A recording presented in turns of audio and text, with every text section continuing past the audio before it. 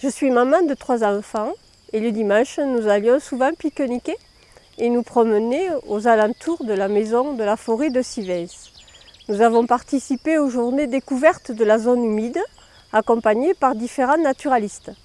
Ils nous ont tous démontré l'importance de protéger cet habitat unique, sa biodiversité, son rôle dans le stockage de l'eau et l'étiage de la rivière. Quand j'ai appris qu'un projet de barrage allait inonder tout un écosystème remarquable, j'ai été choquée et perplexe. Pourquoi? Pour qui? Pour quels besoins?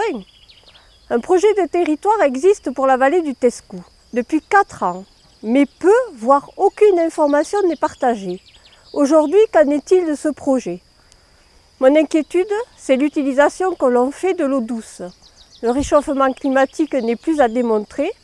L'eau de qualité est une ressource fragile qui n'est pas inépuisable.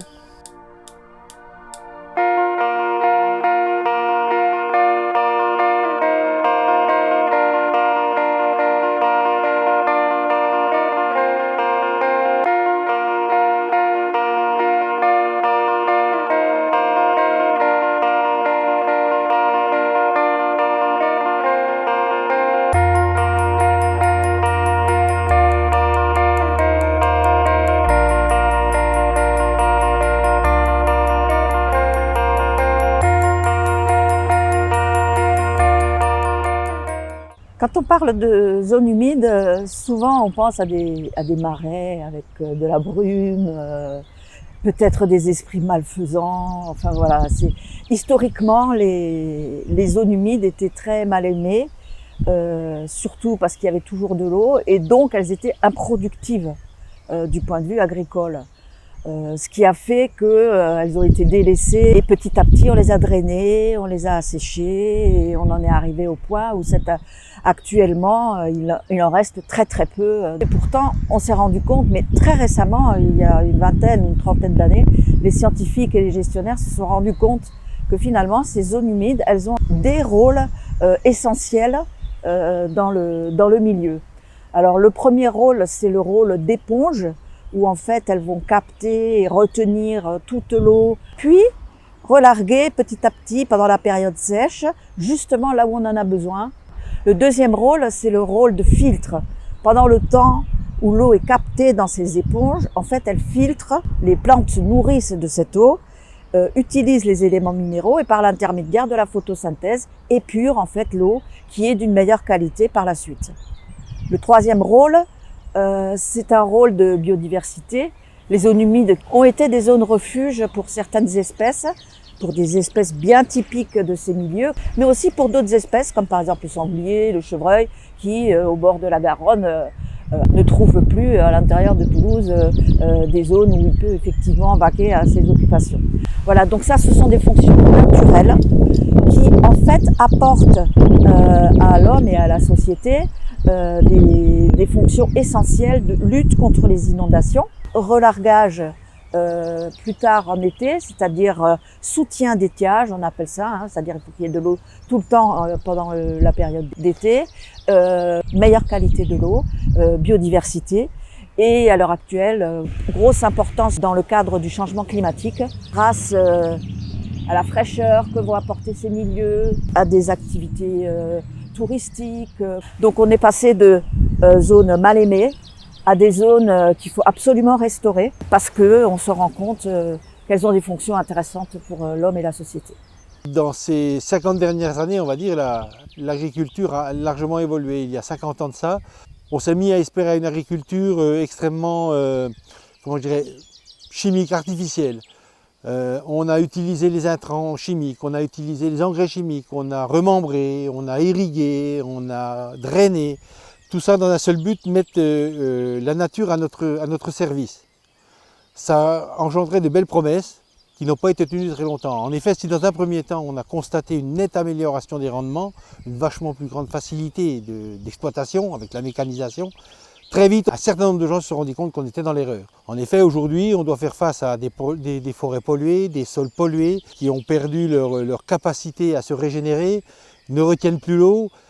On a collectivement maintenant à faire face à des problèmes qui sont colossaux et qui aujourd'hui nous entraînent à à vouloir une transition qui va changer notre agriculture pour la rendre plus résiliente. C'est la raison pour laquelle aujourd'hui il nous faut changer nos pratiques. Alors Nature et Progrès, c'est une association qui est à l'origine de l'agriculture biologique et qui a la particularité de rassembler autour d'une vision commune de l'agriculture des militants professionnels, donc paysannes, paysans, mais aussi des transformateurs de produits agricoles et des adhérents non pro, donc de simples citoyens qui se posent la question de ce qu'il y a dans leur assiette et de comment c'est produit. Ce regroupement il fait sens et il donne toute sa légitimité aux produits sous mention Nature et Progrès, qui respectent un cahier des charges strict et qui répondent aussi à une forme de double exigence. D'un côté, on a celle des producteurs, qui doivent avoir une activité viable, pérenne sur le long terme, et de l'autre côté, l'exigence des consommateurs qui, eux, veulent une nourriture saine et de qualité, des paysages, des terres, de l'air non pollués, quoi. Pour en venir au projet sur le barrage sur la zone humide testée, Nature et Progrès, on était opposés dès le début à ce projet. Non pas qu'on soit opposé à l'irrigation, comme on l'entend souvent dire, ou à la nécessité de stocker de l'eau, ou de penser et d'anticiper les changements à venir, mais pas de cette façon, pas sans réfléchir au préalable aux réels besoins en eau de la vallée du Tescou, pas en détruisant une zone humide qui est de cette qualité-là. Et il existe d'autres solutions, plus sobres, plus respectueuses du vivant. Et surtout, on veut mettre l'accent à Nature et Progrès avant de parler d'irrigation, mais plutôt de pratiques, les pratiques agroécologiques qui permettent d'économiser de l'eau. La réalité du Tescou concernant donc le stockage d'eau hivernale pour l'irrigation, c'est environ 6 millions de mètres cubes dans plus de 300 retenues, alors que les prélèvements d'irrigation représentent 1 million de mètres cubes maximum. Par l'optimisation, la mutualisation et la restauration de certaines retenues, par l'amélioration de la capacité de rétention en eau des sols grâce à des sols vivants, par la préservation des zones humides, toutes ces actions contribueront à ce que les besoins restants à couvrir par d'éventuelles nouvelles retenues sont minimes. Ces productions agricoles diversifiées, de qualité, dans des circuits de proximité, permettront d'améliorer la qualité de l'alimentation pour tous sur ce territoire. C'est ce à quoi la société civile aspire. En bref, de la fourche à la fourchette. Pour nous, l'enjeu essentiel lié au projet de territoire pour la gestion de l'eau du Tescou est fondamentalement comment maintenir et installer des agriculteurs dans sa vallée, tout en les accompagnant vers une agriculture plus respectueuse de l'environnement, tout en préservant donc les zones humides. Tout cela, toutes ces actions soutiendront une riche biodiversité. Pour le bassin versant du Tescou, un premier travail avec les différents acteurs impliqués aboutira à la signature d'une charte. Cette charte définit la co-construction, mot-clé qui se veut rappeler la volonté de construire un consensus autour des projets envisagés dans cette vallée. Partager la ressource en eau tout en protégeant, en améliorant la biodiversité. Nous sommes engagés dans ce processus aujourd'hui parce que ce débat est nécessaire.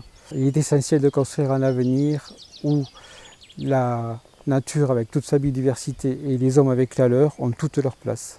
Il ne tient qu'à nous de poursuivre. Nous sommes partants, nous sommes force de proposition.